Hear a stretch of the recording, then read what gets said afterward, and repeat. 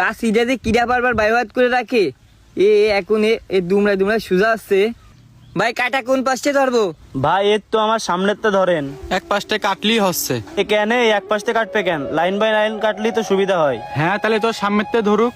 ভাই একটু গোছটা ভালো করে রাখেন, ছোট ছোট করে, বানতি কষ্ট হবে না। হ্যাঁ ভাই 2-3 মুঠো করে করে এক জায়গায় দিচ্ছি। হ্যাঁ দিন, নাহলে বানতি কষ্ট হবে না।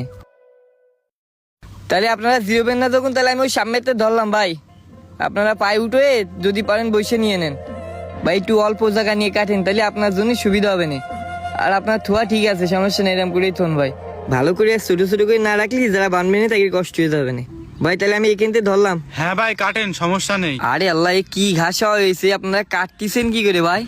এই আগস্টে কাশিটি সব জড়াই যাচ্ছে। হ্যাঁ ভাই ওই জন্যই তো একটু ঝামেলা হয়ে যাচ্ছে। দেখ এই শুধু জড়াই যাচ্ছে, অল্প একটু কেটে হাবাই গেলাম। আর কি গরম পড়তেছে ভাই।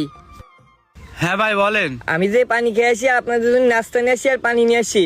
আচ্ছা ভাই যান। কি গরমে। এই পাই কাটে আর এক পাই ধরলে মনে হয় শেষ হয়ে যাবে না। তাই তো মনে হচ্ছে।